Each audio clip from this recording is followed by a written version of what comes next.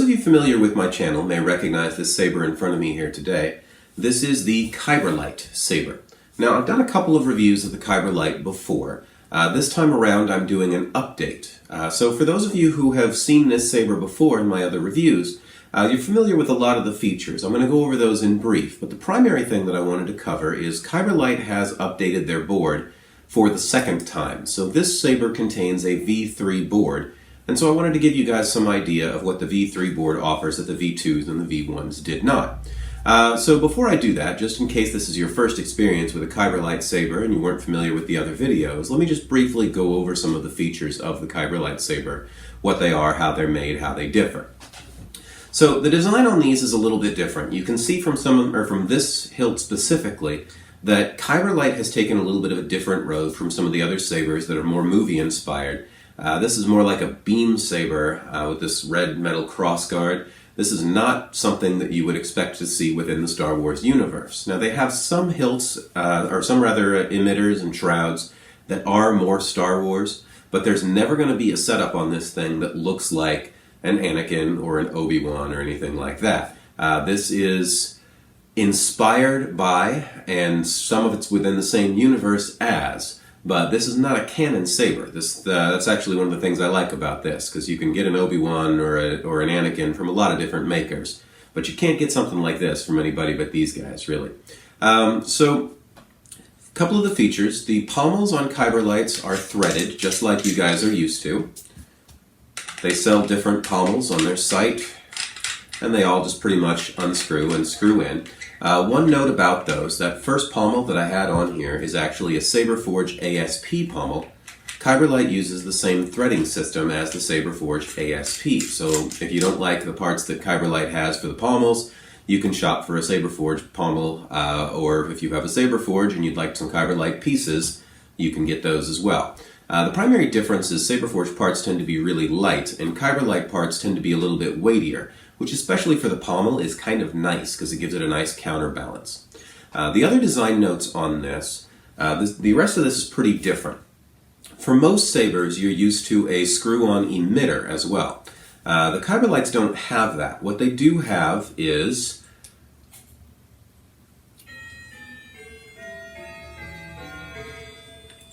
there we go. What they do have is a set screw holding on an emitter that slides over the rest of the hilt. Alright, so a pretty plain body here, and the shroud here is the same thing. I'm not going to take the shroud off, though it is set in with two screws, one here and one here, but I've got these O-rings on here that makes that a little bit tedious, so I won't do that. But the shroud is interchangeable, the emitter is interchangeable, and the Kyberlight itself is a rather plain tube with pommels that screw on. Okay, we have three buttons. We have an activation button, we have an auxiliary button that primarily just changes the color, and actually this one's not a button, this is the recharge port. Okay, I'll go ahead and give you a quick close-up of that.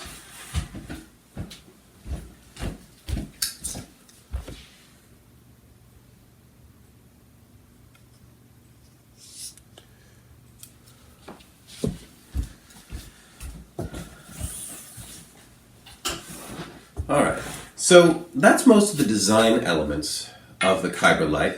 The shroud and the emitter screw on over the top. There's a set screw for the LED, a set screw for the blade, and a set screw for the emitter. The set screw for the blade is accessible through the emitter. They put a little hole in the other side of the emitter so that you don't have to take the emitter off to remove or change the blade. They give you this nice long Allen wrench with it, mostly because of this specific emitter that I've got on right here, because a shorter Allen wrench will run into that crossguard right there. Alright, get that back on because it looks kind of odd without it. Okay, there we go. So, some of the issues with this design, there's a little bit of rattle in the sleeve. Now that's, or in the shroud rather, that's kind of unavoidable with this design because if you have it flush to the saber, it will scratch the saber on its way on and off. Since there's a little bit of give, that means when you do put it on and you put these two screws on it, there's a little bit of wobble to the emitter as it sort of hinges on those two screws. The good news is that, as you've seen with mine, an O-ring down here and a couple O-rings up at the top solves that issue. You really only need one up here, but I have three. The O-ring is just something that cost a few cents at any hardware store. I think this one was like 12 cents or something like that. Just plastic or rubber O-ring. Gives it takes care of that rattle and actually gives it some nice accent and some nice texture up here for use. All right, so that's the design of the Kyberlight. Everything internal on this. Let me go ahead and show you the internals. The internals are right here, and I'll get you a close-up of this as well. One of the interesting things about the board on the Kyberlight is everything on it is plug and play. So for those of you who had the V1 or the V2 board, if you just get the V3 board, you can unplug all the wires, plug them back in, slide it into your Saber, and the Saber design, which hasn't changed, is then going to be up to date. And I'll go ahead and get the camera close up on this.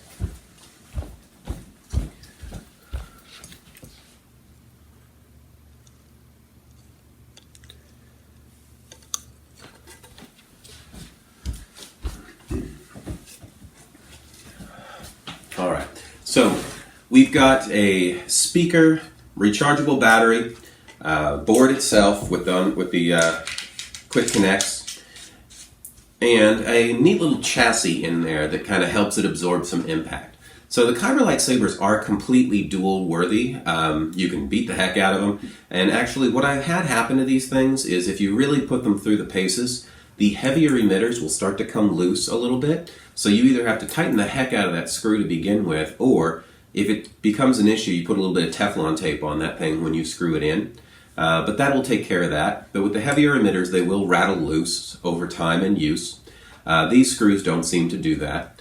The other issue on it, well, actually, I wasn't dealing with issues. I was dealing with dual worthy. The electronics itself hold up pretty well. The LED, I have had a couple LEDs on these things lose the white. I'm not real certain why. It always seems to be the white, but the white is the flash on clash on this, as you'll see in a moment. That seems to be the one that goes out. Good news on Kyberlight is that their customer service is right at the top of the industry. These guys are really good at fixing things when they go wrong, and they often don't charge you for it. They have you ship the Saber back. They ship you, often they just replace the Saber rather than trying to replace the electronics. But their customer service for when things go wrong is really, really good. Blades too, they'll replace blades. You just send them a picture of the broken blade, they send you a new blade. So that's really nice, really good customer service, which you don't always see in this industry. So one other design thing about the Kyberlight before I look at the board is the blade. Now, Kyberlight blades are really good blades, with a couple of exceptions. The first time I did a review, these Sabers were getting a lot of crap on the internet for being dim. As you could see from the graphic at the beginning, they are not dim. They're actually a quad-core LED, same basic idea, same thing that the Saber Forge red, white, amber, or red, white, green, amber, red, blue, green ambers are using, or the Ultra Sabers are using. It's basically the same design of LED. It's really bright, it's a really good LED, but they don't diffuse their blades. Inside most lightsaber blades, you're going to find a plastic tube with a cellophane diffusion film inside. Kyberlight still does not add that diffusion film. The good news is that over time they have sort of gotten a handle on this, and they're using a different plastic on the blades now that illuminates more evenly, even though for some mysterious reason they still do not contain that cellophane film. But as you can see,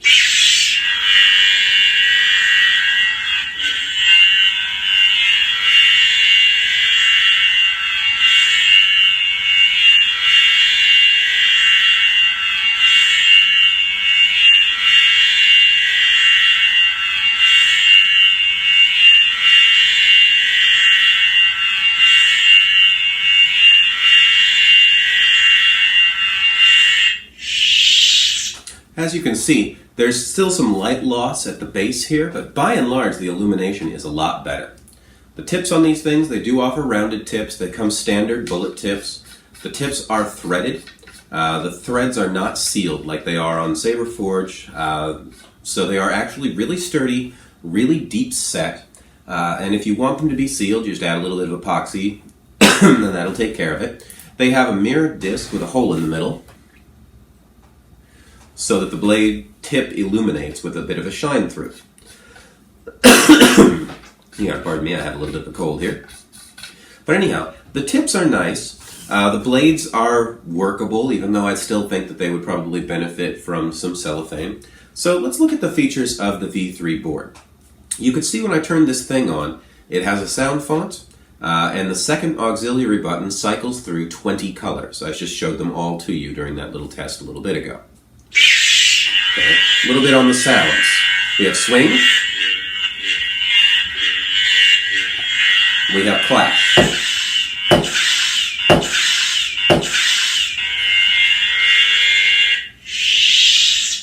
Okay, so good news is that the sound font is pretty decently loud, and it's better mixed than it was in the V1. In the V1, the hum would cut off entirely when you did a swing or a clash. Now the sound is mixed a little bit better, but you do notice that it is a little bit repetitive because they are still using one clash and one swing sound, as opposed to the sometimes 8 or 12 that you'll get on some higher end boards. But it works for what it does. One swing, one clash. The flash on clash still is that color that your blade is, too white, too off, too white, back to blade color. So there's still that brief dead spot in the middle. The nice point about the V3s is that they have eliminated some of the problems with the V1. If you spun the V1 too fast, the V1 blade would register a clash when there was none. They have toned down the sensitivity on these and made it a little bit better. So the clashes don't really clash until you try to clash. But you saw every time I hit the table, it clashed. The swings don't trigger ghost swings as much as they used to. It doesn't happen very often at all with the new board, so that's nice. In terms of features, the V1 just did what I just showed you. The V2 added this feature that still exists in the V3. Let's say that I don't want the flash on clash or the, well, let's say I just don't want the flash on clash.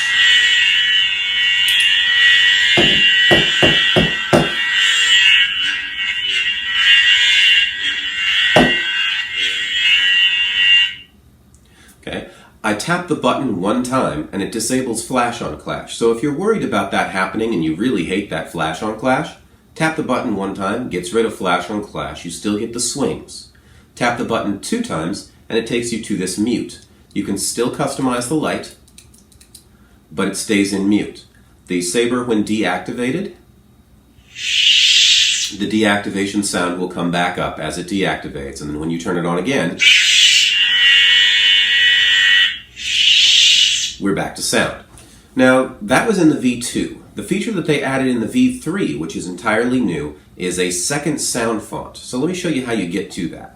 When the Saber is activated, you hold down the color switch button and it will switch to the second sound font. Okay, here's the second sound font. And you can hear that it has a lot more bass than the other sound font. It actually comes across as quieter, but it has more bass.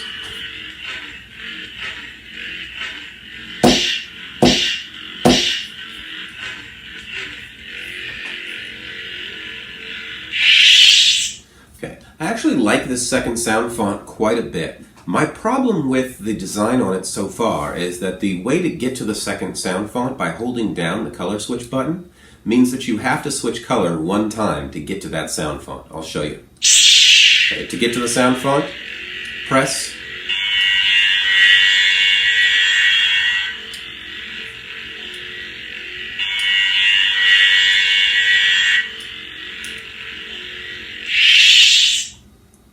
If you get to the second sound font, it stays in the second sound font if the Saber is turned off and turned back on again, which is nice.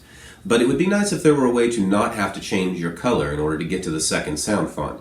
Because that way, if you did want the same color, having to change it once means you have to cycle through the other 19 colors before you get back to the solid green or whatever it was that you had.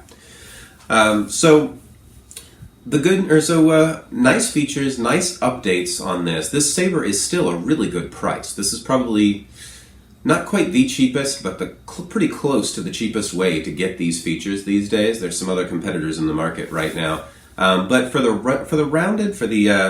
ability, or for the quality of this, the dual-worthy nature of it, the customizability, it is still a really good buy. These things run about $200 for the Saber itself. You might also notice this blade is a little bit shorter than they used to be. They're now offering 32 inches as well as 36-inch blades. This is a 32-inch, which I usually prefer, actually. Also lights up a bit better. So for a dual-worthy, customizable lightsaber, this is still a really good deal, because between $200 and $300, depending on the features that you get with it, is pretty nice, and you can always add them on later. And like I said, the board itself, even as they get upgrades, the board itself is plug and play. So as long as the hilt stays in pretty good shape, they have pretty good support on the LED, excellent support on the blade, you can buy in at any time, and then you can always keep up to date as they go along. They still have some work to do, as you can see. The switch colors through the second font still needs a little bit of work. I still don't like that flash on clash, but I appreciate that you can turn it off now. The sound font needs a little bit more variety, though it is better mixed. They're kind of new kids on the block, and they are coming along rather nicely. They're trying to keep things budget friendly. So that's the V3 Kyberlight. Hopefully this has been of use to you. If it has, please join me back for more reviews in future, and I'll see you here.